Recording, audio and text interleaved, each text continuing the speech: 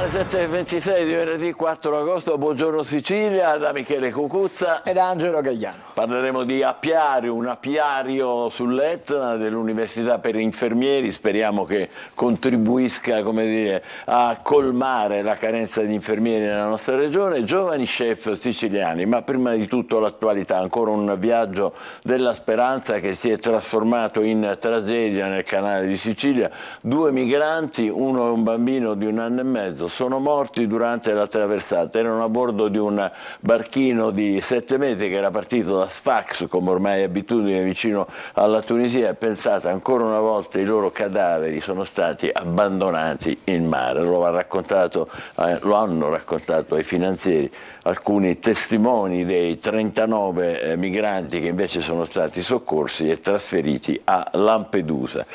In una Sicilia piegata da tante emergenze che vi raccontiamo tutti i giorni, da Fontanarossa agli altri incendi, le infrastrutture inadeguate, non arrivano buone notizie sul fronte del turismo, ancora altre. Il colosso delle crociere MSC lascia Siracusa, dietro alla scelta la richiesta di un'accoglienza nella nostra regione con infrastrutture migliori, e questo stop certamente causerà ancora difficoltà al nostro turismo che è già in ginocchio, diciamolo.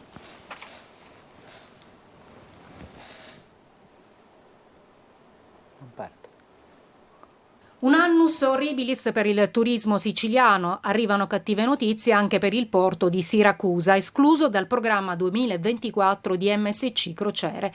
Una decisione che la compagnia giustifica con la diminuzione di navi disponibili, ma che sarebbe da ricollegare alle infrastrutture portuali con il fondale non dragato da tempo e un solo terminal. Ci sarebbe pronto un altro approdo con i lavori finiti, ma dicono dalla società consortile del porto di Siracusa non è stato ancora aperto per la mancanza di autorizzazioni e collaudi. Tempi che si allungano, mentre MSC in un comunicato ringrazia per l'accoglienza e per il supporto delle istituzioni, ma auspica che a Siracusa possano concretizzarsi alcuni progetti, al momento al vaglio della regione, in grado di fornire un'accoglienza più strutturata ai croceristi. Un danno economico che peserà per la prossima stagione, considerato che le navi MSC nell'ultimo anno hanno portato a Siracusa 80.000 turisti, facendo fare il salto numerico per il porto che perde l'80% dei passeggeri croceristi.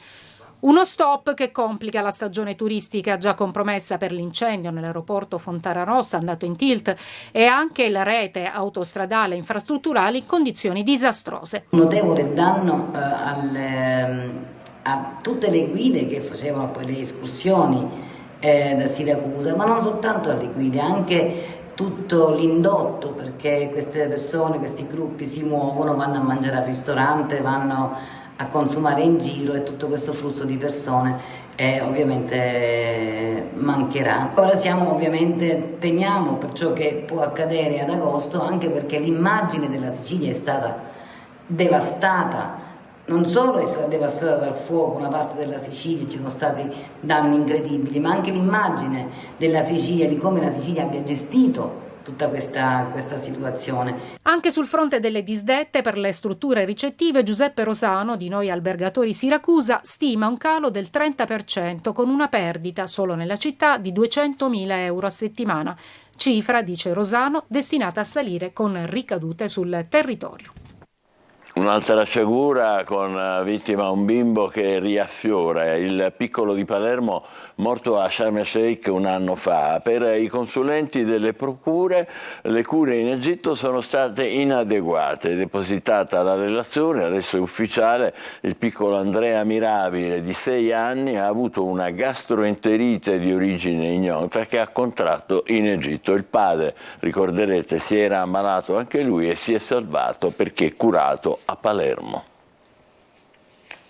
Gastroenterite di origine ignota. Sarebbe questa la causa della morte di Andrea Mirabile, il bimbo palermitano di 6 anni, deceduto 1 anno fa a Sharm el Sheikh, mentre era in vacanza con i genitori in un resort di lusso. La patologia non sarebbe stata affrontata immediatamente e in modo efficace dal medico dell'ambulatorio che, dopo i primi sintomi, visitò la vittima, limitandosi poi a prescrivere farmaci contro le intossicazioni alimentari. Andrea venne ricoverato il giorno successivo, ma lo stato di disidratazione dovuto alla forte forte dissenteria che l'aveva colpito era però ormai troppo grave.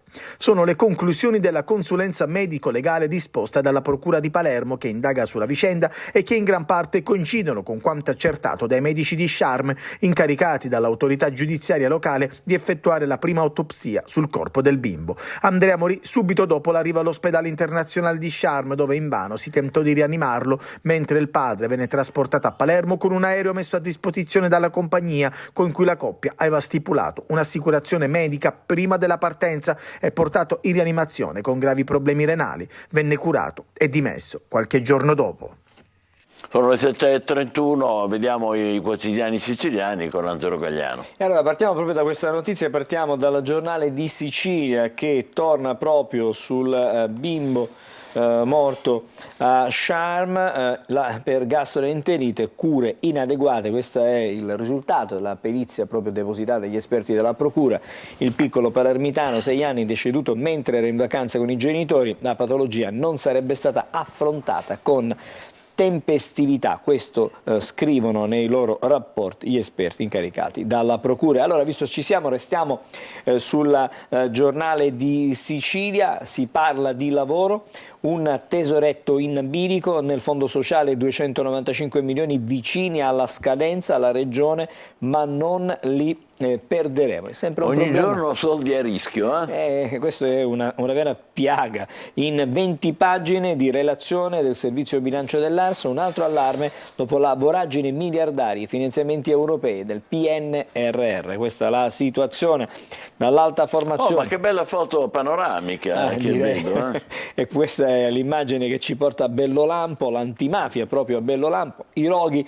Colpa del caldo e del vetro, si smorza lo spettro di Ossina, ma si indaga ancora sulle cause degli incendi. Questa certamente è una immagine poco edificante di quello che insomma c'è poi in discarica. E a proposito, si parla anche di aeroporto di Catania, sulla prima del Giornale di Sicilia, bonifica ultimata ma caos e disagi restano, scrive il Giornale di Sicilia. Parliamo anche di sanità, 40 bocciati eccellenti nella corsa manager pure fra chi è già in carica, quindi a proposito di nomine che dovrebbero arrivare. Poi c'è un'inchiesta del Ministero a proposito dei diplomifici. Nel mirino c'è pure la Sicilia, sono alcune regioni pare dove si fabbricano dei diplomi con una certa frequenza. Una notizia di carattere internazionale, però prima di arrivare anche a alcuni fatti locali, perché la guerra in Ucraina ci sono anche notizie di alta tensione fra la Bielorussia e la Polonia. Ci sono soldati adesso al confine che vengono risistemati e riposizionati dalla Polonia. Tra l'altro si sta rifacendo vivo, se non sbaglio, Prigozhin con la sua Wagner da quelle parti. È come una primula rossa, un giorno di qua, un giorno di là, nessuno una volta sa. in Africa, una volta si trova in Russia, una volta si trova in Bielorussia. Allora, per i palermitani sono buone notizie, buche, si parla di buche, strade e marciapiedi, sia agli appalti, i lavori cominceranno a gennaio, 2 le gare andate a vuoto per mancanza di imprese. All'assessore Orlando abbiamo recuperato in pochi mesi una procedura che era bloccata da anni e forse si rifaranno le strade della città di Palermo. Poi una notizia che riguarda invece il calcio, il calendario non muta, parliamo di Serie B, il Lecco è stato riammesso in cadetteria, la Regina no, e adesso bisognerà vedere che cosa succede al Consiglio di Stato, che è una sorta di ultimo, diciamo, grado di giudizio per chi evidentemente non si ritiene soddisfatto da quella che è la giustizia sportiva. Lasciamo il Giornale di Sicilia, adesso apriamo la prima pagina della Sicilia di Catania.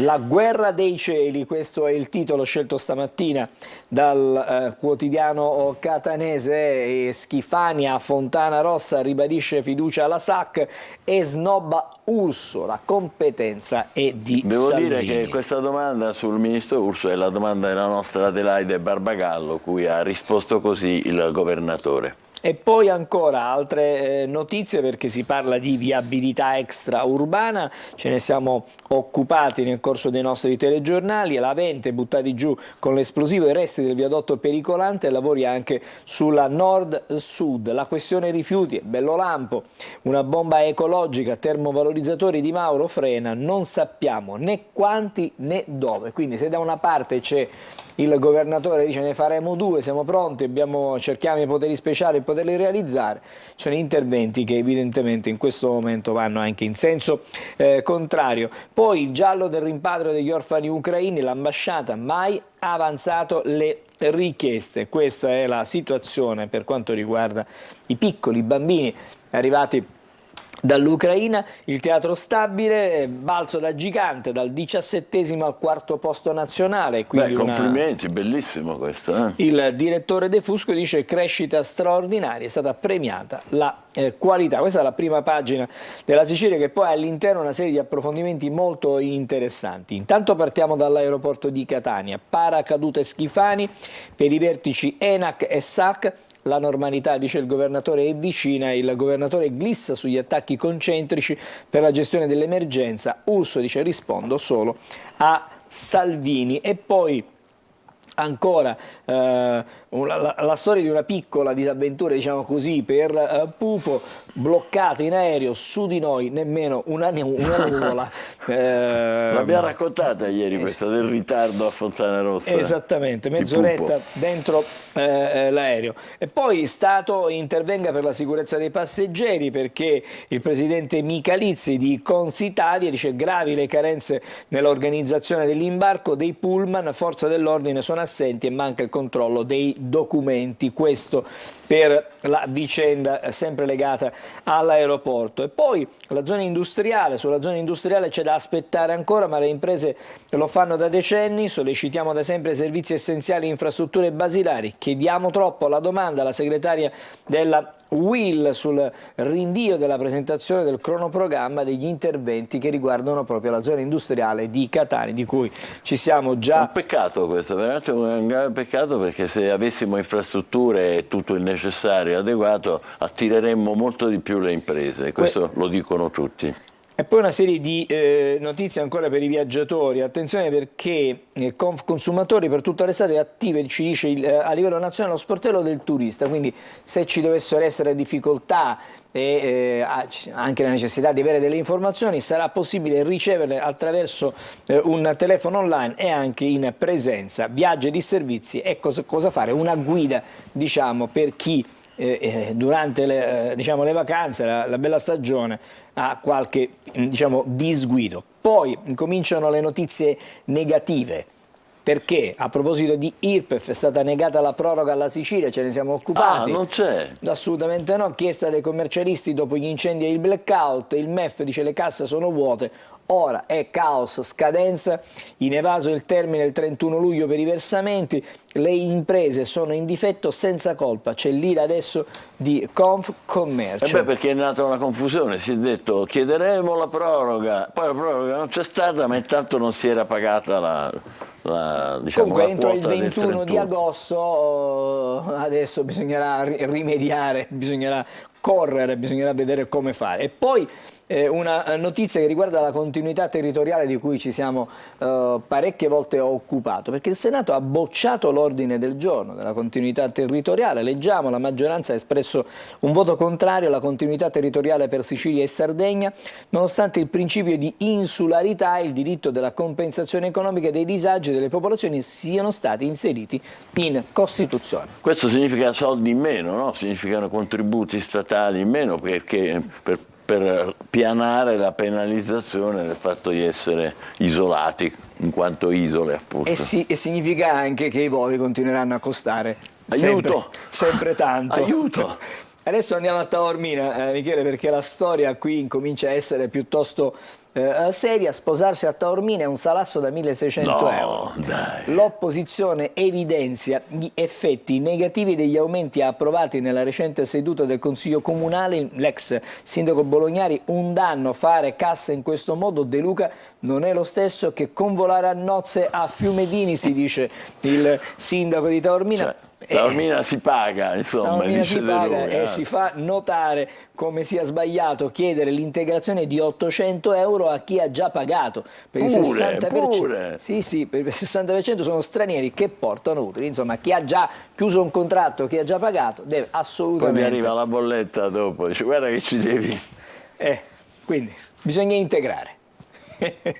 Adesso leggiamo anche l'edizione di Palermo di Repubblica, turismo tra disdette e risparmi nell'estate nera della Sicilia. Questo è il titolo di apertura della edizione di Palermo di Repubblica. E Incendi, poi è un argomento che abbiamo affrontato più volte. molto attuale. Caos aeroporti, infrastrutture hanno determinato fino al 30% delle cancellazioni dall'estero. Un terzo delle famiglie dell'isola rinuncia alle vacanze per la crisi, albergatori in pressing sulla regione. Questa seconda osservazione è molto importante, cioè che un terzo dei siciliani rinuncia alla crisi non solo perché ci sono le infrastrutture che non vanno, ma perché c'è la crisi.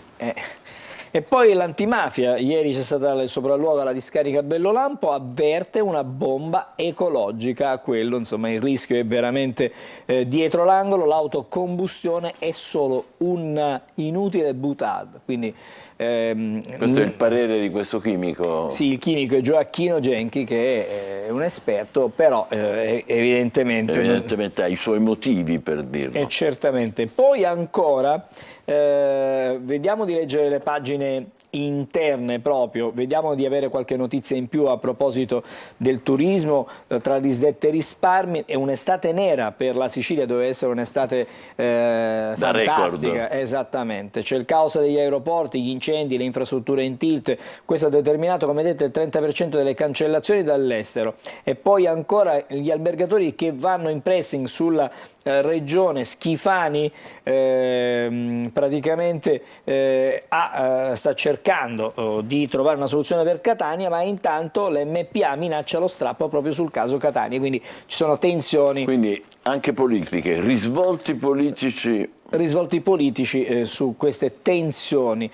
Una bomba ecologica pronta a esplodere, si parla di Bellolampo, minacce anonime a un funzionario della RAP, attesi per oggi i nuovi dati dell'ARPA sulla qualità dell'aria proprio nella zona attorno alla discarica, un'area di 4 km² circa in cui si continua a fare delle ricerche. Poi una curiosità che arriva dalla produzione dell'uva, ne abbiamo parlato, c'è un calo, una produzione di uva che scende del 35%, questo è colpa della pioggia e anche dell'afa, ma il vino sarà migliore, quindi scende la produzione, la quantità, però la qualità dovrebbe essere... Poco ma buono. Esattamente, è raccolto e iniziato... Che peccato, potrebbe essere tanto e buono. È iniziato questa raccolta da 10 giorni, un po' prima rispetto allo scorso anno, ci saranno meno bottiglie sul mercato, ma la qualità non ne risentirà e quindi speriamo che il vino italiano, siciliano in particolare, si possa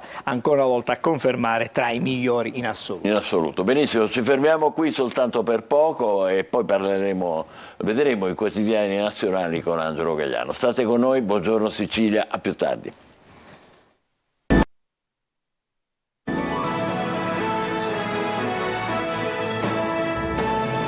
Buongiorno Sicilia, alle 7.46 da Michele Cucuzza ed Angelo Gagliano. Angelo, continuiamo con la rassegna stampa nazionale. Sì, andiamo sulla prima del Corriere della Sera, c'è lo scontro in evidenza su salario e prezzi, il Premier Meloni convoca gli alleati, troppe distrazioni, ci aspetta una manovra delicata, dice il Presidente del Consiglio, intanto slitta a ottobre la decisione sui 9 euro all'ora, insorgono sia la Schlein che Conte, gli industriali non al calmiere, perché si era pensato insomma di poter fare una sorta di avvertimento sull'inflazione, pare che dagli industriali ci sia... Per carità, scusa, perché dobbiamo avvisare che i prezzi salgono? No, non c'è motivo. E poi mi piace sottolineare stamattina un pasticcio che è avvenuto da parte della maggioranza sulla patrimoniale, ha approvato senza nemmeno essere messo ai voti l'ordine del giorno di Sinistra Italiana che impegna il governo a valutare l'introduzione di una patrimoniale. Ogni tanto riemerge questa cosa della patrimoniale. Però c'è stato un errore nella votazione da parte della maggioranza e quindi in questo momento diciamo che Vediamo i quotidiani. Non li possiamo vedere perché fra non molto vedremo se possiamo recuperarli. In questo Come si momento diceva una volta, riassunto. allora, facciamo il riassunto. No, facciamo il riassunto sicuramente, perché sulla prima pagina abbiamo detto del Corriere, stamattina viene messa in evidenza anche la vicenda del bimbo di Palermo che è morto a Sharm, aveva 6 anni e si poteva salvare, le cure sono state inadeguate. Come lo intitola? Come l'hai intitolato? Scrive così, lo leggiamo: morì a Sharm, aveva 6 anni, si poteva salvare, cure inadeguate. Questo è quello che riporta sulla prima pagina, e poi l'approfondimento che dispiacere, a veramente. pagina 16. Fra un poco comunque rivedremo, qualche momento ancora. Va bene. Andrea, il bimbo di Palermo, si poteva salvare, aveva 6 anni, era in vacanza con i genitori. Il dottore della struttura sul Mar Rosso ha scambiato per intossicazione una gastroenterite. Quindi è da questo punto di vista un errore marchiano da parte di questo medico. Questo è davvero un errore molto molto grave. Poi la curiosità è, fra non molto poi magari vedremo, proprio toccheremo con mano, perché Trump dice che è stato incriminato per la terza volta. E dice che ne serve ancora una di incriminazione. E lui poi vince sicuro le elezioni. E poi vinco. questa è la sua, diciamo, presa. Tracotanza, Esattamente, la sua sicurezza. La sua tracotanza. Diciamo, mentre stiamo vedendo, e quantomeno leggendo noi, fra non molto anche i nostri telespettatori. Ma perché, diciamolo, perché l'elettronica, la telematica sono fantastici, però sono molto delicati. È un problema di interfaccia, diciamo fra poco sempre. questa interfaccia si riallineerà. È come quando uno sta al telefono: mi senti? Non mi senti? Mi senti? Non mi senti? È Esatto, bellissimo non avere appena, questi affari, ma tante volte. E adesso guarda, stiamo Ci per completare dai. quasi il miracolo, e quindi fra non molto avremo la possibilità Vabbè, non preoccuparti, vai avanti. di rivedere le nostre. Facciamo una cosa, se sei d'accordo, Sì. mandiamo il meteo. Sì. E poi recuperiamo lo schermo, così Benissimo. tu puoi esprimerti al meglio. Così possiamo anche guardiamo leggere il e vedere. tempo di oggi. Un saluto a tutti gli ascoltatori da Mane Mazzoleni di Trebi Meteo. Nella giornata di venerdì una perturbazione atlantica attraversa la nostra penisola, portando un sensibile peggioramento del tempo, soprattutto sulle nostre regioni centro-settentrionali, qui con un deciso calo termico. Anche sulla Sicilia, dopo un avvio di giornata all'insegna del bel tempo, entro la serata qualche rovescio temporale raggiungerà la regione, soprattutto sui settori tirrenici e quelli occidentali, e con temperature che però nel corso del giorno rimangono ancora elevate, come notiamo dalla grafica, punte soprattutto sul comparto orientale, che potrebbero toccare nelle interne anche i 38-39 gradi. Nella giornata di sabato poi la perturbazione si muove verso levante, rinnova ancora qualche fenomeno sul comparto tirrenico, nubi in parziale aumento sul resto della regione ma senza il rischio di precipitazioni, ma come noteremo dalla grafica successiva con temperature che inizieranno a calare per l'ingresso di correnti di maestrale che saranno a tratti anche di moderato a forte intensità, e come notiamo valori massimi che non vanno oltre i 30-33 gradi. Ma per maggiori dettagli comunque scaricate l'app gratuita di Trebi Meteo. Stavo facendo un segno per sentire meglio il nostro ospite, che saluto, Ettore Barbagallo, che è presidente già del Museo dell'Etna e ora dell'apiario, che è una parola un po' curiosa ma importante e bella anche a Via Grande. Che cos'è un apiario? Beh, un apiario è un luogo dove vengono allevate le api e quindi si trovano le arnie. Noi ovviamente abbiamo creato un'area dedicata un po' ai turisti, ai visitatori, alle scolaresche, un po' come la Casa delle Farfalle e il Museo dell'Etna, che sono adiacenti all'apiario, e quindi abbiamo voluto realizzare questa struttura anche per sensibilizzare la gente sull'importanza di questo. Si trova in un luogo speciale, lei l'ha già accennato, ci sono delle cose bellissime. Sì, nei pressi. C'è la Casa delle Farfalle, c'è il Museo dell'Etna, molto bello. L'obiettivo qual è? Ma principalmente quello di sensibilizzare la gente, in particolare sull'importanza delle api dal punto di vista ecologico, cioè il ruolo dell'impollinazione, certamente il ruolo più importante che hanno le api come gli altri insetti impollinatori. Basti pensare al fatto che il 70% del cibo che giunge sulle nostre tavole dipende direttamente o indirettamente dall'impollinazione delle api. Il 70%? Anche oltre il 70%. Ma è fantastico, noi dovremmo dire grazie, Altro che, perché sì. il problema, cioè, ci consentono anche di avere un'alimentazione così Sì, è arcinota l'affermazione di Einstein secondo il quale se dovessero sparire le api dopo 4 anni anche il genere umano sarebbe destinato ad estinguersi. caspita. E c'è questo rischio? È un po' una provocazione, però come dicevo prima il legame con l'impollinazione da parte delle api è assolutamente fondamentale e bisogna stare attenti. È un anello probabilmente tra i più deboli dell'intero ciclo della sostanza organica, dell'intero ciclo degli ecosistemi, e quindi dobbiamo fare molta attenzione a evitare che si rompa. E a insegnare ai bambini a non averne paura, è giusto? Anche questo, devo dire che non è così diffusa questa preoccupazione. Già il messaggio che le api sono amiche dell'uomo per fortuna è abbastanza diffuso, noi mettiamo del nostro ovviamente in questo. Certo. Quali sono le istituzioni che lo promuovono? Perché naturalmente c'è il Museo dell'Etna, ma non soltanto, mi pare di capire. No, è una struttura privata. Tutte le nostre strutture, la Casa delle Farfalle, il Museo dell'Etna, anche l'Apiario Nuovo, così come il Planetario di Zafferana e il Parco dei Miti, sono delle strutture realizzate negli anni. C'è il Planetario di Zafferana. Il Planetario di Zafferana e il Parco dei Miti, è una nuova struttura dedicata alla mitologia, sempre a Zafferana. A quello dove si trova il Parco dei Miti? A Zafferana. A Zafferana pure. Che bello, deve essere fantastico. I miti, miti sì. siciliani immagino. Principalmente i miti legati Ma quante all'Etna. cose belle che fate, davvero, complimenti. Grazie. Questo si chiama turismo esperienziale, è giusto? Sì. Che vuol dire? È un po' dappertutto ormai la visita classica al museo, che rischia di diventare noiosa, viene arricchita con interazioni, con attività nuove, con coinvolgimenti. Noi in particolare, rivolgendoci particolarmente appunto alle scolaresche, ai giovani, ci teniamo e cerchiamo di inventarci sempre qualcosa che coinvolga le emozioni, in modo che anche i messaggi che cerchiamo di mandare avanti rimangano un po' più impressi. Bella questa immagine, che cosa ci stiamo vedendo? Queste sono proprio le api nere dell'Etna, o meglio, noi praticamente alleviamo una razza particolare che è l'ape nera sicula, è una razza che ha rischiato di estinguersi negli ultimi anni perché è una razza endemica che è stata adattata nei millenni al clima e al territorio siciliano, ma poi è stata abbandonata dagli allevatori, dagli apicoltori, perché è stata sostituita da altre razze più produttive. E poi, questo? Poi è stato, sì, quello sono io.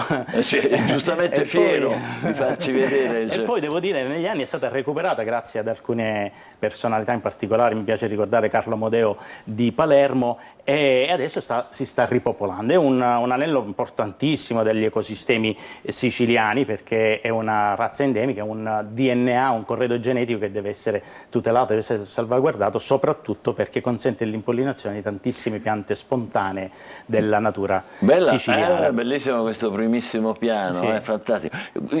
Diciamo che c'è anche un risvolto importante per il territorio, questo significa, Sì, no? sì, certo, per diverse ragioni. La prima è quella a cui facevo riferimento, il fatto che un anello fondamentale che consente alla fine anche la nostra sopravvivenza deve essere salvaguardato, quindi l'aspetto ecologico, ma poi c'è l'aspetto anche della produzione del miele. Il miele in particolare prodotto da questa razza di api nere sicule è un miele che contiene anche 10 volte di più flavonoidi e polifenoli, cioè antiossidanti, rispetto agli altri mieli, quindi viene considerato una sorta di superfood proprio per questa concentrazione. Super miele? Sì, che bello. questo concentrato. Grosso modo, quante sono le api? Perché ne vediamo noi concentrate a centinaia di migliaia, no? Sì, dobbiamo considerare che una sola arnia, cioè un alveare, contiene normalmente in buone condizioni 60-70 mila api, Caspiterina. ognuna delle quali ha un ruolo ben preciso e che è bellissimo e affascinante che vedere quale organizzazione fantastica e poi riescono vanno a produrre. ognuna, cioè tutte sanno dove andare, perché la cosa che in qualche modo ci sorprende, che ognuno sa in quale alveare, in quale insomma deve andare, ma come riescono? C'è l'ape regina che in qualche modo c'è un richiamo? Sì, certamente c'è questo richiamo ed è uno dei momenti più interessanti e più affascinanti del mondo delle api, cioè il fatto che ci sia un'unica regina che è la mamma di tutte le api che sono contenute nell'arnia, che è l'alveare, e tutte sanno cosa devono fare, hanno anche una modalità di comunicazione, la famosa danza delle api bottinatrici, che ritornando dai fiori danno comunicazione alle altre api su cosa, dove e quanto glielo polline comunicano, bellissimo. Cioè, Sì, sì, che sì. cosa... Cioè, quanto nettare e quanto polline si trova, dove, cioè danno le indicazioni anche in geografiche, funzione, sì, in funzione della direzione del Sole, insomma è davvero un mondo interessante. Ma abbiamo visto una giovane che l'accompagnava, ci sono altri addetti? Sì, certo, io sono insomma addetto all'argomento da pochi anni, non sono un esperto, lo è molto di più qualche mio collaboratore, in particolare ci sono 2 apicoltrici che collaborano con noi, Luana e Rosi, che saluto e che sono esperte ormai da tanti anni e quindi collaborano. Ecco qua, forse una delle 2, ci complimentiamo anche con lei. Sì. E i giovani che vengono a visitare queste strutture come l'Apiario e le altre che lei ha accennato, il Museo dei Miti, il Parco dei Miti, il Planetario, sono più sensibili forse di noi adulti a questi temi un po' ambientali, no? Come si suol dire, dell'ambiente. Sì. Direi, noi ci rivolgiamo molto alle scuole. Le scuole devo dire che sono abbastanza... Ecco, guardate come sono chini per scoprire i segreti delle api. Prego. Hanno già delle indicazioni, ad esempio io stesso sono insegnante, devo dire che rispetto magari a qualche anno fa c'è maggiore attenzione in generale sulle problematiche ambientali. I docenti fanno il loro lavoro, lo fanno anche bene, certamente c'è un'evoluzione da questo punto di vista, c'è una maggiore attenzione e forse dobbiamo prendere spunto anche dalle esigenze e dalle richieste dei giovani. È un modo veramente non solo nuovo, ma anche estremamente, come dire, acuto, intelligente per insegnare ai giovani, perché non è più quella roba noiosa che tante volte insomma, noi abbiamo vissuto, noi di altre generazioni. Complimenti a Ettore Barbagallo, Grazie. davvero. Ci saluti tutti gli addetti, i suoi collaboratori all'Apiario, che vi ricorda Via Grande è aperto, no? Con orari... Sì, certo, mattina e pomeriggio. Mattina e pomeriggio, quindi potete fare una puntata da quelle parti, è sicuramente molto interessante, soprattutto se avete bambini e ragazzini. Grazie ancora, facciamo una breve pausa e poi parleremo d'altro. State con noi, buongiorno Sicilia.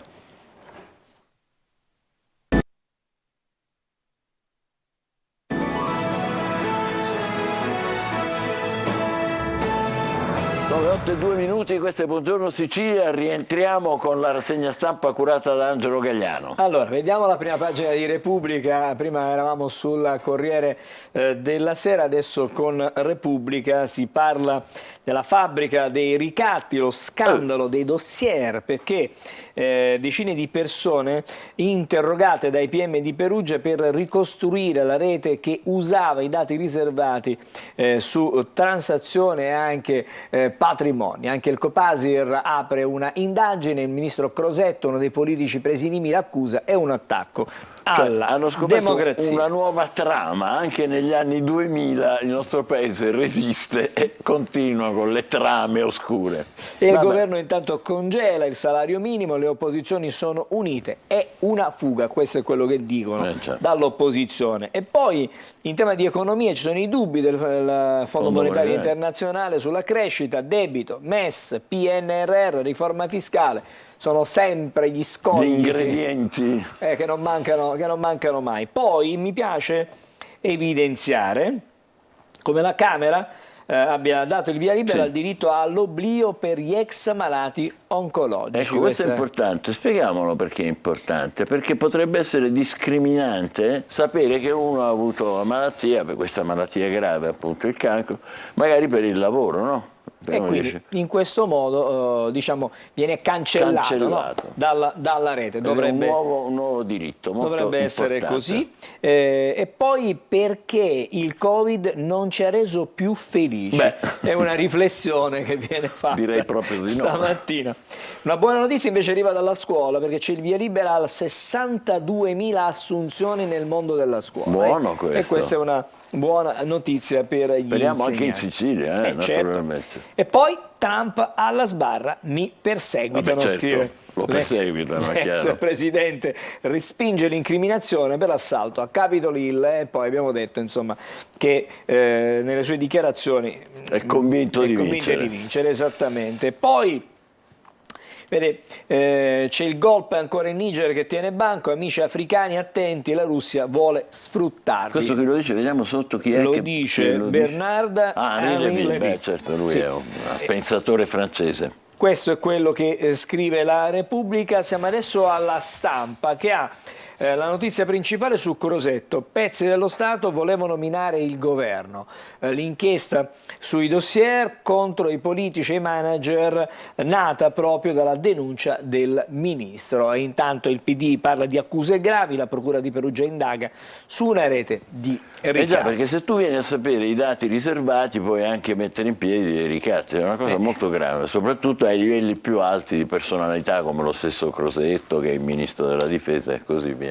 Due diciamo, aspetti dell'attività parlamentare. Da una parte la patrimoniale, il pasticcio della maggioranza, la rabbia della Premier, lite sul salario minimo. Insomma, ancora una volta la maggioranza di tanto in tanto inciampa, diciamo così, inciampa e vota magari delle cose che non andrebbero votate. E poi dall'altra parte, ne abbiamo parlato prima, la Camera dice sì all'oblio oncologico, adesso impariamo a essere più umani. Questa è la riflessione che viene stamattina dalla Stampa. L'arresto è un onore, lo scrive e lo dice Donald Trump, in tribunale si difende dalle accuse di avere ispirato l'assalto a Capitol Hill. Tra l'altro l'arresto va ricordato, dura pochi secondi. È formale, diciamo, sì, si presenta. gli prendono le impronte, non la foto, perché Identificazione. la conosciamo, non c'è bisogno di fotografarlo. E poi però poi viene interrogato da persona libera. E poi la riflessione stamattina di Rosanna Oliva De Concilis, il femminicidio non va in ferie. È una riflessione profonda perché insomma anche in questi giorni si leggono notizie piuttosto diciamo tristi e tragiche che arrivano a proposito sempre di delitti che riguardano le donne. Adesso il Messaggero di Roma. Il reddito è costato 31 miliardi ma non dà lavoro, questa è una riflessione. Il bilancio del ministro Calderone in aula non ha funzionato. INPS scuse sugli SMS che erano diciamo... Che è sbagliato con quella cosa di rivolgersi ai servizi sociali dei comuni. Poi la Meloni detta l'agenda agli alleati, nella manovra la priorità è il lavoro. E la vicenda taxi che torna di nuovo a farsi sentire. Introvabili, il governo accelera, le licenze aumenteranno del 20%. Quindi più taxi? Più taxi, ci dovrebbero essere più taxi. Bene. E poi sull'autonomia c'è un'altra frenata, aspetterà alle Camere l'ultima parola sui servizi essenziali da garantire a tutti i cittadini, parere favorevole dell'esecutivo all'emendamento di Fratelli d'Italia, esclusa la scorciatoia del DPCM, cioè il decreto del Presidente del Consiglio dei Ministri, che era tanto noto ai tempi del Covid con diciamo, questi provvedimenti che arrivavano all'improvviso. RC auto obbligatoria per i monopattini, Michele? No, sì. no, vi prego. E si potrà sospendere, quindi diciamo che i possessori di monopattini hanno adesso da pagare questa burocrazia. recepita una direttiva europea, il confronto tra le polizze dovrà essere consentito. È una cosa europea? Anche lì sono un po' malati di queste cose, vabbè. Scusate. Sì, poi una tragedia che si è purtroppo verificata al largo di Amalfi, una donna è stata sbalzata in mare, scontro tra barche, è morta una turista statunitense. Sì. Anche qui mutui e adozioni, scatta l'obbligo oncologico, quello che scrive stamattina il Messaggero. Adesso il Fatto Quotidiano, eccolo qui. Altre 2 fregature per i senza reddito, bonus, corsi negato a 200.000 e a tutti fino a ottobre. Quindi praticamente questo è il concetto. È stata ridotta anche la soglia ISEE, addio diciamo, a Mancia Formazione, l'Inps SMS non ha curato, Conte a casa il vertice. Sì, è interessante che l'Inps abbia ammesso che quelle SMS che diceva ciao al reddito di cittadinanza non conteneva, diciamo, delle informazioni esatte. E poi il giornale La Repubblica dei dossieraggi, la macchina del fango, indagato finanziere, avrebbe diffuso informazioni private su VIP e politici, Crosetto è solo l'inizio. Quindi c'è un finanziere che, che diffondeva a capo di questo dossieraggio. E poi il pasticcio sulla patrimoniale, anche qui sia l'idea Fratoianni, la Meloni blocca tutto a proposito della patrimoniale. Questo e Trump sfida i giudici, mi farete vincere le elezioni, questo è il suo. Vediamo la foto com'è. Arrabbiato? Vediamo com'era.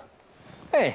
non è sereno. C'ha una grinta un po'. E poi siamo su Avvenire. Michele, eccolo qui. Intanto l'apertura, il Papa, fidatevi di Dio, cambiate le paure in sogni. Bello primo incontro questo. Di Francesco con i ragazzi, arrivati da tutto il mondo per la giornata mondiale della gioventù a Lisbona, in Portogallo. E ancora armi alla politica, scrive stamattina l'Avvenire, dal Consiglio dei Ministri un DDL per rafforzare il controllo governativo sull'export di armamenti, salario minimo, rinvio con una proposta del governo, il PD e il Movimento 5 Stelle raccolgono delle firme. Questo è quello che propone in prima pagina Avvenire. Siamo sul manifesto, eccolo qui, mi piace vedere questa foto, il titolo è Salario minimo, la proposta di una paga oraria di almeno 9 euro non si può nemmeno discutere. Questo è insomma l'incipit di quello che scrive il manifesto. Ci fermiamo qui provvisoriamente e adesso andiamo in collegamento con Beatrice Mazzoleni, che è direttrice del corso di laurea, un nuovo corso di laurea, infermieristica dell'Università Humanitas, che è di Milano, però questo all'Università di Catania. Buongiorno e benvenuta. Buongiorno a tutti. Allora, chi è stato a Milano, chi frequenta Milano conosce benissimo l'Humanitas, che è un'istituzione importante, però adesso si trasferisce anche a Catania e questo è un fatto molto positivo. Che caratteristiche ha questo nuovo corso di laurea? Sì, l'idea è di portare proprio nell'eccellenza catanese nel territorio siciliano quello che è un modello di Humanitas University ormai presente da anni, che ha più sedi sul territorio nazionale, e il modello ha una volontà di formare con un taglio prettamente sugli studenti e naturalmente sugli assistiti gli infermieri della futura nostra generazione.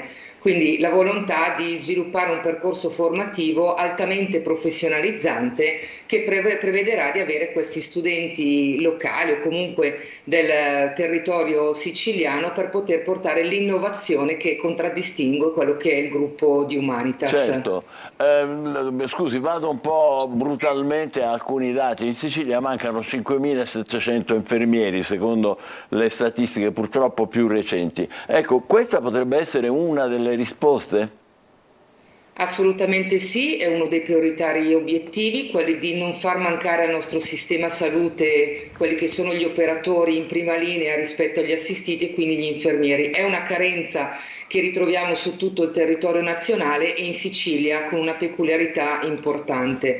Da questo vogliamo formare questi studenti che riescano a rispondere a una complessità sempre maggiore degli assistiti, sia dal punto di vista degli ospedali, e Humanitas Istituto Clinico Catanese è il nostro partner prioritario, ma anche su quelle che sono le strutture che troveremo sull'ambito di Catania nonché della Sicilia. Quindi l'idea è di rispondere con questi primi 30 posti che metteremo a disposizione come anno di avvio per formare questi nuovi infermieri. Oltretutto noi con il corso di laurea in infermieristica abbiamo un tasso di assunzione che è molto alto rispetto al 92-93%. Che durata ha il corso di laurea?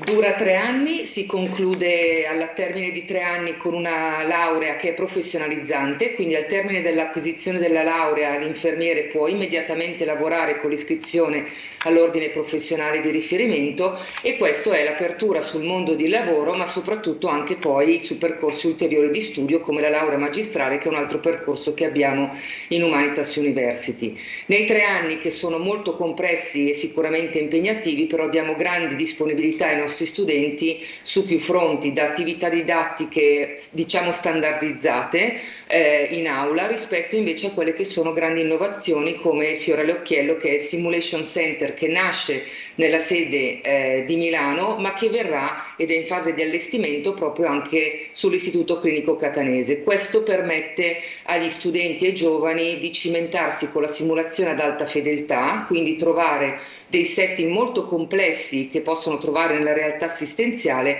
ma come diciamo noi, non cimentarsi mai per la prima volta sul paziente, ma cimentarsi per la prima volta sui manichini. Ecco. In più, le altre occasioni che diamo ai nostri studenti è quello anche di potersi rivolgere all'estero. Abbiamo percorsi di tirocinio anche a livello internazionale, tenerli anche con delle borse di studio proprio per facilitare la partecipazione in questo percorso. Abbiamo del personale assolutamente dedicato sia per il tirocinio, abbiamo un modello di tirocinio 1 a 1, quindi ogni studente ha un infermiere e anche integrato con le altre figure professionali, quindi medici, fisioterapisti e quant'altro, nonché il personale dedicato dell'università a sua disposizione. Ma fisicamente dov'è? All'Università di Catania o è tutta una roba sul computer? Com'è? Fisicamente si stanno allestendo degli spazi innovativi presso proprio l'Istituto Clinico Catanese di Humanitas, quindi ci saranno delle aree dedicate sia per le aule di formazione sia per la simulazione, e poi anche per i tirocini verrà frequentato sia l'ospedale di Humanitas di Catania ma anche delle realtà che stiamo convenzionando su tutto il territorio, questo per poter dare le maggiori opportunità possibili ai nostri giovani. Ma c'è un test di ingresso come a medicina, che è una cosa che un po' crea un po' di problemi. Assolutamente sì, c'è un test d'ingresso che come Humanitas abbiamo già fissato al giorno 1 di settembre, ma sempre nella visione dei nostri giovani che ormai sono digitalizzati si terrà online, quindi questo potranno è online? Mm-hmm. sì, collegarsi direttamente dalle loro case. Sì. Dalle loro case. C'è una retta anche da pagare, mi scusi se glielo chiedo, ma insomma è importante anche questo. Dati assolutamente molto utili. C'è una retta da pagare, Humanitas University è un'università accreditata al Ministero, ma abbiamo fatto una scelta politica di allineare le rette rispetto a quelle che sono anche le università cosiddette statali, per cui abbiamo delle cifre che vanno dai 1.500 ai 3.500 annuali, dipende dall'ISEE del ragazzo e della relativa famiglia, certo. Quindi assolutamente accessibile. Però ci saranno anche delle borse di studio, se non ho capito male, vero? Esatto, glielo confermo. Abbiamo su ogni sede, noi abbiamo la sede di Milano, di Castellanza, di Bergamo e ora anche di Catania in questa grande famiglia. Ognuna delle sedi ha delle borse di studio che vengono date a persone particolarmente meritorie e che permettono quindi di sostenere l'intero triennio del corso di laurea, quindi vengono sostenuti per 3 anni. Tutto questo è bellissimo, non può che riempirci di entusiasmo, soprattutto, ripeto, in una regione in cui mancano gli infermieri, e questa laurea dà non solo garanzie di posti di lavoro ma soprattutto qualificazione. Io per chiudere mi permetterei, con la collaborazione di Angelo, di farle una domanda sulla quale non c'entra molto. Nel Giornale di Sicilia si parlava poco fa di 40 bocciati eccellenti, non so se lei può aiutarci a commentarla questa notizia che riguardava la medicina, è vero? La possiamo vedere un attimo sullo schermo forse? Sì, ci sono 40 bocciati eccellenti sulle nomine della sanità nella corsa manager e fra quelli addirittura che sono già in carica. Quindi... Ecco, vediamolo un attimo. Vede, questo è il Giornale di Sicilia. Sanità, 40 bocciati eccellenze nella corsa manager pure fra chi è in carica. Che dobbiamo pensare quando leggiamo cose di questo genere? Beatrice? Ma allora devo dire, anticipo che sto imparando ora a conoscere un pochino il territorio siciliano, però credo di poter utilizzare anche uno dei valori proprio del gruppo Humanitas, che la misurazione degli esiti e gli impatti sugli assistiti devono essere una delle prime guide che noi utilizziamo per valutare la qualità anche dal punto di vista appunto dell'assistenza ma anche dei manager. Credo che sia un sistema che stia cambiando, quindi delle valutazioni e la misurazione credono che sia un dovere di quello che è il sistema e un diritto per i nostri assistiti di poter ricevere le migliori cure sempre. Bene, grazie anche per questa risposta molto importante, davvero è necessario questo cambiamento che lei auspica, voi ne date un contributo, grazie a Beatrice Mazzoleni che dirige il nuovo corso di laurea in infermieristica dell'Università Humanitas a Catania. Buon lavoro e naturalmente in bocca al lupo a tutti gli studenti che ne faranno parte. Facciamo una pausa e poi parleremo d'altro. State con noi, buongiorno Sicilia.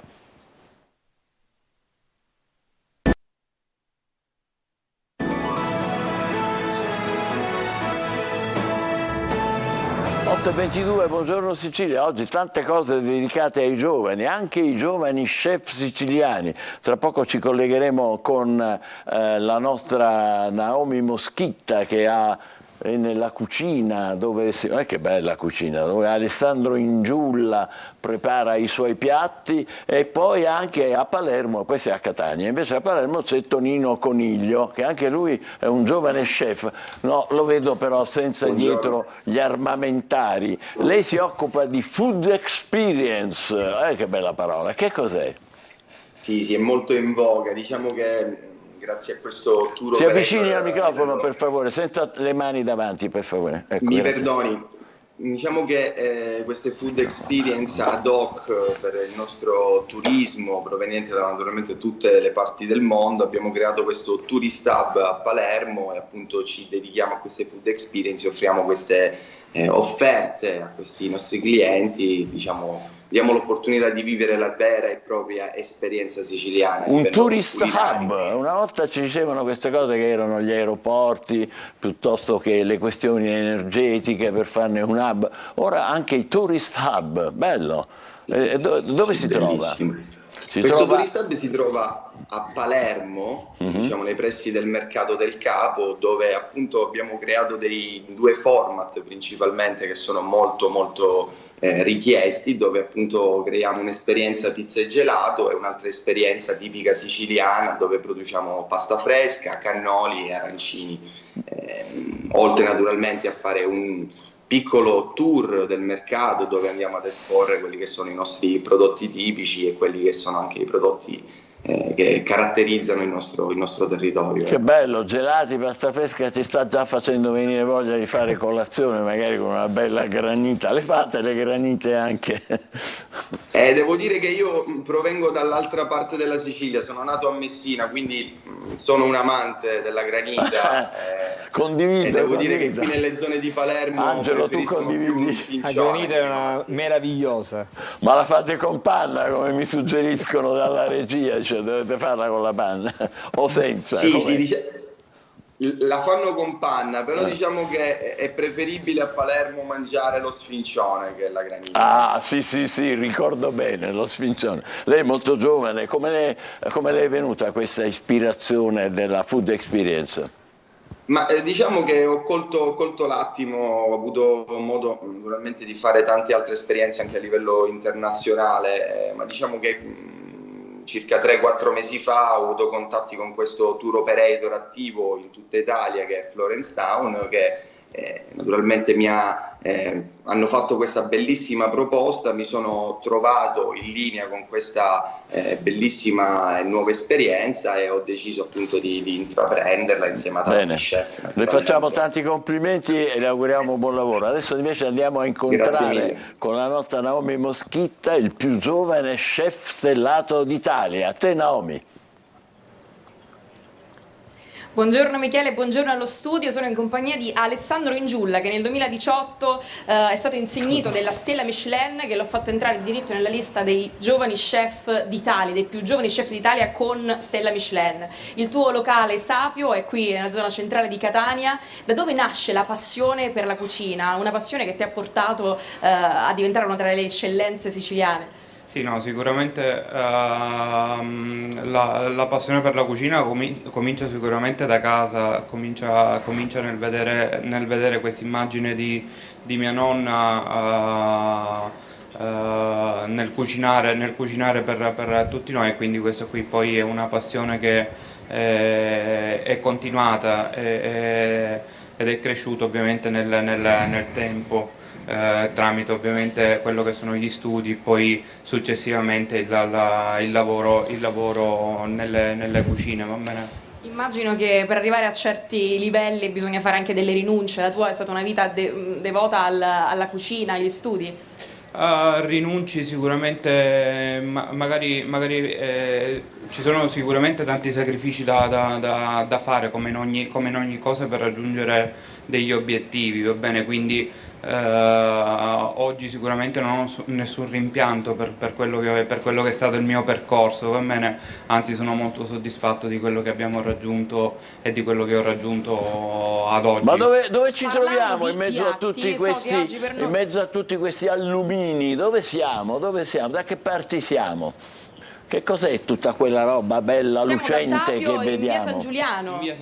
In via San Giuliano, siamo in piazza Antonino Gandolfo, siamo all'interno della nostra cucina e siamo qui a preparare appunto questo piatto che stavi per presentare, ecco. Il sous chef sta preparando in diretta la pasta fresca, caro Michele, un'immagine meravigliosa che ricorda un po' la tradizione, però inserita all'interno di questa location così innovativa, invece, come notava bene Michele. Tra l'altro Sapio che si impegna anche nel rispetto dell'ambiente sotto molti versanti. So che il vostro obiettivo è quello di diventare sostenibile al 100%, portando le materie prime direttamente dai vostri campi nell'arco di pochi anni. Sì, no, assolutamente, questo qui è un impegno che ci siamo presi, ovviamente quello là di far diventare il nostro ristorante il più sostenibile possibile, va bene? Quindi abbiamo intrapreso diverse azioni appunto per ottenere questi obiettivi, anche e soprattutto in Campania, dove operiamo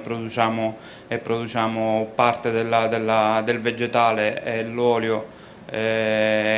Abbiamo anche fatto dei progetti su conserve, marmellate e quant'altro, con tutti i frutti che prendiamo dalle nostre campagne, e anche lì stiamo facendo il possibile, riducendo gli sprechi di acqua, comunque coltivando. Che sta in modo più preparando quel sostenibile giovane chef, Naomi? Che sta preparando? Vediamo che assetto. Il giovane chef l'operatore. sta preparando un piatto tenerumi, ricotte e cozze. Tenerumi, ricotte e cozze, quindi abbiamo in qualche modo preso uno dei simboli dell'estate siciliano, soprattutto qui nel catanese, che è questa verdura, che è il tenerumi di cucuzza, quindi presente. Tenerumi di cucuzza, per rimanere in tema. Va bene, quindi abbiamo questa cucuzza estiva, dove abbiamo le foglie, che è la parte più importante del vegetale, quindi andiamo a realizzare questo brodo classico della cucina siciliana, quindi il brodo di tenerumi, accompagnato con questo tortellino ripieno di ricotta fresca, quindi con della cavagna e della ricotta salata, e appunto accompagnato con le cozze e la parte vegetale anche cruda. In questo momento Antonio sta realizzando appunto con la pasta fresca e ripieno di ricotta. Quali sono gli altri suoi piatti, le sue specialità, oltre la cucuzza con la ricotta e le... Diciamo i tenerumi, no? Le allora, vongole, le abbiamo ovviamente diversi piatti che ci rappresentano. Quello là, in questo momento sicuramente tra i più conosciuti è lo spaghetto freddo al pomodoro, va bene? Lo spaghetto freddo al pomodoro. Il piccione. Sì, lo spaghetto freddo, che abbiamo un po' voluto giocare con questa consistenza, con questa temperature, per ricordare un po' anche quello che è il nostro concetto di recupero, va bene? Quindi ricordare questo spaghetto freddo recuperato il giorno dopo, e noi abbiamo fatto un piatto su questa idea, va bene? La versione stellata della pasta fredda che portiamo noi in spiaggia. Che portiamo noi, va bene? Torneremo perché siamo curiosi di questo piatto, ma nel frattempo il nostro sous chef si è portato avanti con... Sì, abbiamo appena finito con i tortellini. Nel frattempo andiamo a cuocere la pasta nel brodo direttamente. Sì, perché vogliamo vedere il piatto a questo punto completo e assemblato. Il nostro sous chef si chiama Antonio. Antonio Colonno. Vedo che il tuo entourage è tutto composto da ragazzi giovani, ti sei circondato da forze giovani. Assolutamente, siamo una squadra tutta quanta molto, molto giovane, piena di entusiasmo, ecco, anche e soprattutto per questo cambio di location, perché noi siamo qui da poco, ci siamo trasferiti in questo nuovo ristorante da qualche mese. So che aspetto fondamentale della tua carriera è stata la presenza al tuo fianco di una donna che è molto stimolante, in questo caso perché accompagna la tua passione, nella tua passione. Assolutamente, Roberta che è la mia compagna da tempo lavoriamo insieme, e insieme abbiamo cominciato questo progetto che è Sapio, e ad oggi siamo qui. Non è presente con noi perché da poco abbiamo avuto un bambino, quindi auguri, non lo sapevo. Ma complimenti, come l'avete chiamato? Come si chiama il bimbo? Come si chiama? Nicolò, bellissimo nome. Nicolò. Complimenti a mamma e papà. Grazie mille.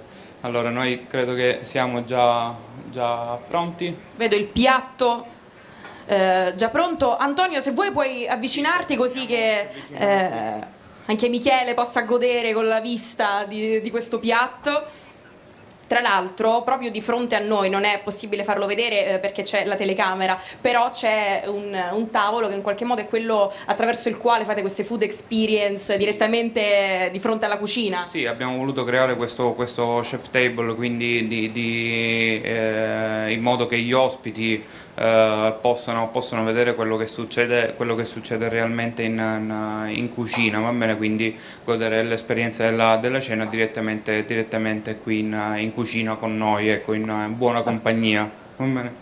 Allora, nel frattempo io non sento più lo studio, però sono sicura che il nostro operatore, se dovesse Michele fare qualche domanda, ce lo riferirà. Purtroppo va così. E nel frattempo stiamo velocemente assemblando il nostro piatto. Stiamo procedendo a cuocere il tortellino direttamente in questo brodo di tenerumi fatto in modo classico, quindi con foglie, cipolle, patate, pomodori, aglio e quant'altro. Viene fatto questo brodo che si porta a bollore, si tiene per qualche ora, poi viene filtrato e lo utilizziamo, lo andiamo a chiarificare come se fosse un consommé, quindi c'è un po' questa pasta che sembra invernale, però invece è prettamente estiva per noi siciliani, va bene? Quindi questa pasta in brodo con i tenerumi, perché ovviamente tradizione vuole che il tenerume è una verdura fredda, va bene? Quindi una verdura che non ti appesantisce. Chi è arrivato? Che cosa è arrivato da quella molto parte? digeribile. Noemi, che è arrivato? All'insegna della tradizione, di tutte quelle cose che magari potrebbero... Questo qui è sicuramente un piatto che rappresenta tanto la tradizione siciliana e soprattutto catanese, va bene? Quindi questo qui è un piatto che viene preparato, il brodo, la pasta in brodo di tenerumi sicuramente viene preparata un po' in tutte le case siciliane, va bene? Allora, primo step.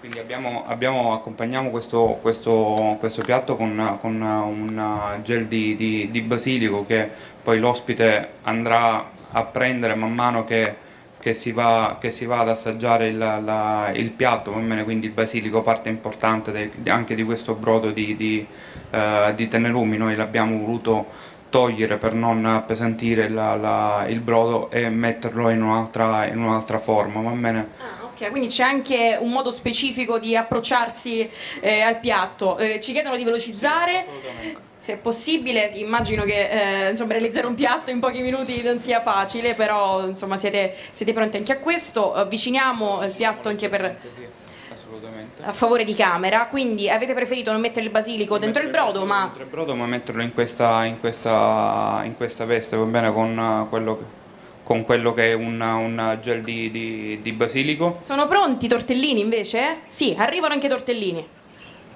Quanti minuti li fate cuocere di solito? Questi qua li facciamo cuocere veramente un minutino, 2 minutini, giusto per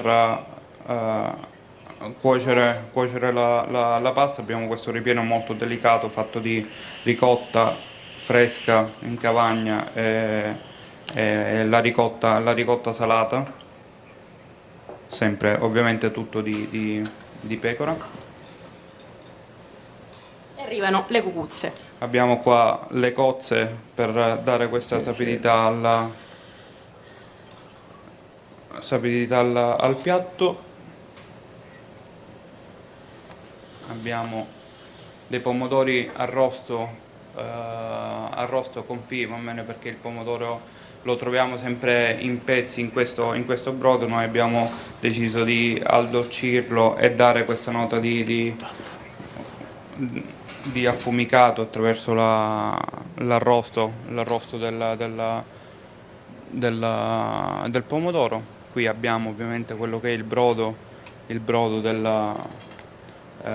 del tenerume. Si lascia a parte, viene accompagnato. Lo versiamo poi noi davanti al commensale per completare tutto il Velocemente arriva anche ok, abbiamo la verdura fresca della quale parlavamo prima.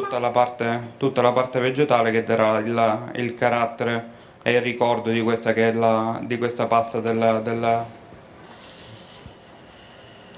Che tripudio di colore, di sapori. Michele, con questa immagine meravigliosa io ti restituisco la linea. Bene, allora buon Alessandro, appetito, ti ringrazio, grazie anche ad Antonio. Grazie per essere stato con noi, Alessandro in Giulia, buon appetito e grazie. Adesso ci facciamo due risate con insieme. Teatro Orione. Scusate, scusa, sì, c'è un problema col tuo microfono. Cioè? Si sente. Ma non è cioè no, si sente in sala e non in regia, devo fare un cambio ma... di batterie. Va bene, io posso continuare. Giratevi, che è una cosa che... Giratevi, ma per favore, Uccio. Allora, è mutuabile come operazione comunque. Ambulatoriale, come? Devo cambiare batterie, un attimo solo. Ventriglia, non indugiare adesso. Allora, quello che... Allora, questo è scritto in calabrese, aspetta. Qui in italiano. Ma per cambiare due batterie ci vuole c'è un modo giusto e uno sbagliato, vorrei fare quello giusto. Perché se fai quello sbagliato che succede? E magari ti piace. Allora, io c'ho questi si parla più grossi. Italiano. Non ci sono quelle stilo là. Durano di più. Lo facevo per te. Tu sei uno che li vuoi per dopo. No, tienili per dopo. Quando facciamo il Teleton. È una sciocchezza. Quando facciamo la maratona. Allora, queste sono ricaricabili. Okay. Ce l'avete 2 ore di tempo? Ma per favore, mi fai finire, stai fermando. Risparmiamo l'ecologia, va bene. Allora, c'ho queste qua, sono del gioco di mio figlio, queste qui. Le ho prese dalla macchina di mio figlio. Non parlare assai, che quello vuole giocare domani, va bene? Va bene, perché tu li hai state zitto un attimo. 1, 2, 3, vedi, non sentirai niente. Opla. Ma questa è un'inquadratura. Ti è piaciuto o no? Di la verità. Prova. Sa di kebab però, che hai mangiato? Madonna mia, ma che? Di Sassari. Sassuolo. Ramarro. Non dire Ramarro, Sassari e Sassuolo lo puoi dire. 3, 2, 1, applauso! Ci vediamo lunedì alle 23, da non perdere, insieme. Adesso invece è il momento delle stelle del nostro Marco Amato. Marco, ci sei? Ah, eccolo là. Buongiorno e buon caffè. Buongiorno. Sì, oggi sì. Oggi sì, perché hai indossato una bella camicetta stellare, devo dire. Esatto. Oggi chi prendi di dare mira? l'augurio di un Con chi ce l'hai oggi? Weekend. Come? No, oggi niente, non hai nessun avversario da prendere di mira. No, oggi c'è il weekend delle stelle, vero? Esattamente. Allora, questo weekend si apre con un dolce romantico appassionato che è tutto nel passaggio tra Luna in Pesci e Luna in Ariete. Cosa accade? Seppure l'inizio di questa settimana, dopo una Luna in Acquario, ci ha portato una coscienza di sé, la Luna in Pesci si rende protagonista e magnifica i segni zodiacali di Cancro, Scorpione e Pesci. I protagonisti del zodiaco sono gli Acqua, quindi questo weekend, che finalmente trovano il riposo che vogliono, soprattutto lo Scorpione, e più una maggiore e più serena pianificazione, mentre invece i Pesci risolvono qualche problematica e possono finalmente dedicarsi 2 giorni ai propri affetti. Ancora il Cancro tenta di recuperare un po' l'immagine affettiva che ha presso il partner. Quindi questa luna sarà dolcissima, ma quando cambierà in Ariete, sia Scorpione che Acquario o che Pesci si sentiranno motivati assolutamente a compiere un balzo in avanti e a rendersi ancora più passionali, intensi ad accampare le loro pretese. Vediamo invece cosa succede ai Terra. Toro, finalmente ci si può dedicare alla passione e all'amore, anche se probabilmente i piani potrebbero avere qualche piccola variazione, portate pazienza, ma vivrete un weekend fatto finalmente di dialogo con il partner e di tanta passione. Vergine, la Vergine è veramente molto stanca, però è riuscita finalmente a trovare degli accordi che lo fanno stare più sereno. Si può dedicare più agli affetti e soprattutto a una piccola gita fuori porta o a 2 giorni con amici o persone da cui si sente protetto e sicuro. Capricorno, il Capricorno di insospettabile passione proprio in questi mesi trova una sua ragion d'essere in una relazione molto complessa che lo porterà a pianificare per il passato, e proprio questo weekend potrà essere ricco di sogni e suggestioni. Andiamo ai Fuoco.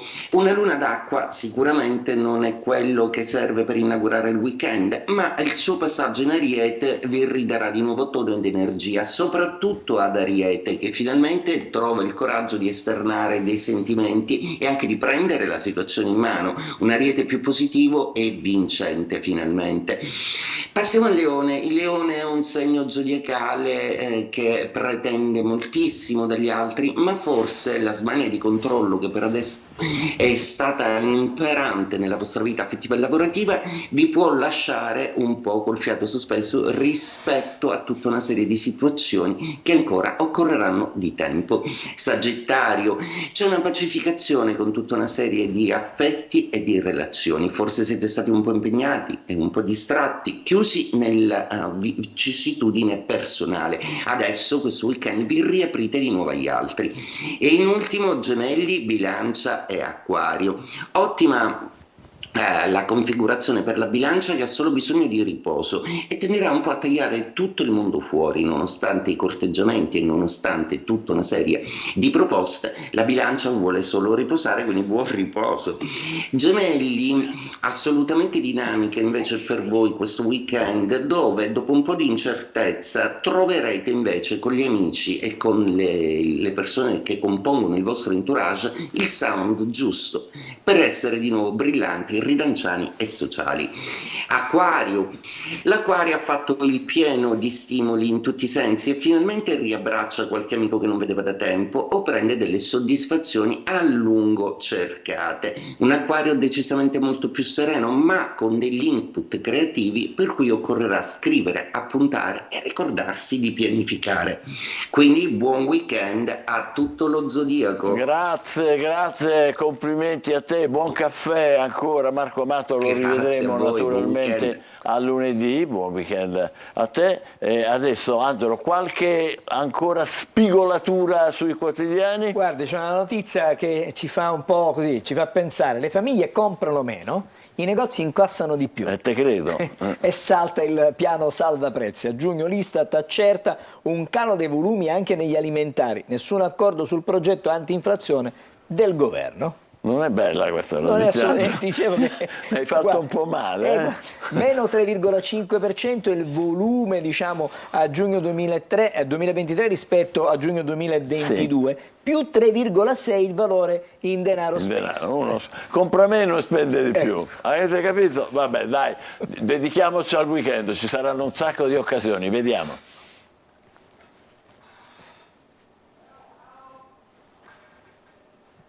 Non c'è l'audio. Non lo so cosa c'è. Forse. Vabbè, dai.